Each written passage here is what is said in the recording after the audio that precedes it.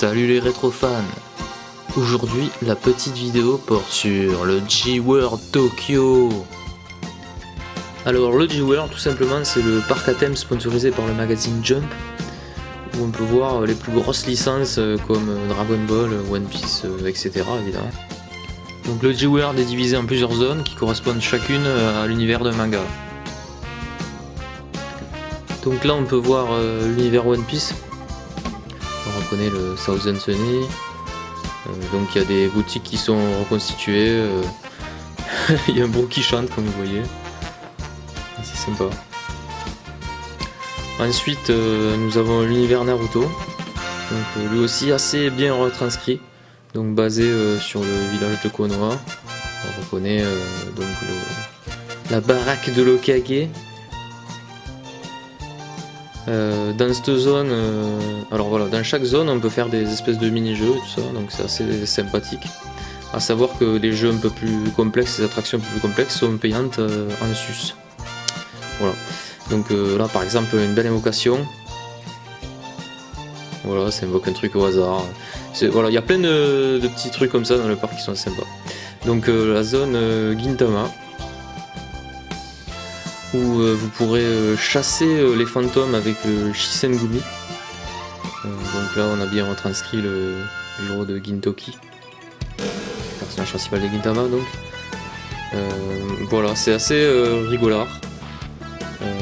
Un petit univers sur Jojo, où là vous pourrez grassement vous faire des sales poses à la Jojo devant l'écran avec vos persos préférés. Donc ça c'était assez rigolo, ça m'a valu l'applaudissement de japonaises. Et enfin un univers donc temporaire qui était moi sur IQ, donc c'est un manga de volleyball. Voilà, donc cette zone là en fait est vouée à changer pour un autre manga. Alors attendez, j'ai pas oublié un truc. Ah oui bien sûr, il y a une zone Dragon Ball, oui, j'avais failli oublier. Donc la zone Dragon Ball est vraiment sympathique. Je pense que c'est vraiment une zone à faire en cosplay parce qu'il y a vraiment moyen de faire des photos vraiment cool avec les décors du coup. Donc on voit la commande dans la chambre de gravité, une capsule. Donc vraiment très rigolo. Là aussi on peut faire des poses. Donc sur les murs il y a des coups spéciaux, genre des caméras, tout ça. On peut faire une pose devant avec faire des photos, c'est marrant. Donc il y a une zone de jeu aussi. Il y a deux restaurants en fait. Donc un qui est juxtaposé à l'univers de Naruto. Et l'autre qui est dans l'univers One Piece où on peut manger des plats à la One Piece, quoi. Donc dans un restaurant Made in Sanji. Et enfin une jolie boutique à la fin de la sortie, hein, évidemment. Où vous pourrez acheter des goodies donc, de toutes les licences qui sont dans le parc. Et surtout donc des goodies Dragon Ball, des cartes. Il y a des puzzles aussi, voilà. Donc parc très sympathique.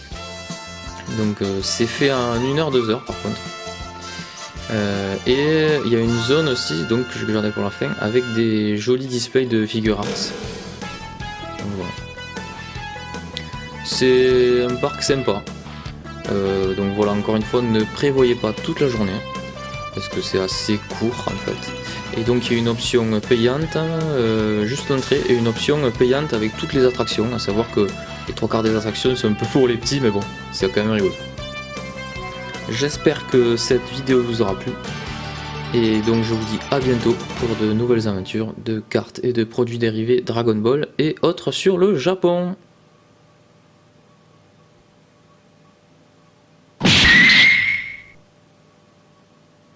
Vous l'avez vu, hein. Franchement vous l'avez vu. Voilà. J'étais obligé de faire une petite séquence bonus sur cette figurine de Ace quand même, donc avec réalité augmentée avec les femmes que je trouvais vraiment stylé. Donc voilà, on a pu voir beaucoup tourner une vidéo d'une figurine de Goku sur le net, et donc j'étais content de faire celle-là qui est assez cool quand même avec les flammes. Voilà, merci encore de m'avoir regardé, allez ciao.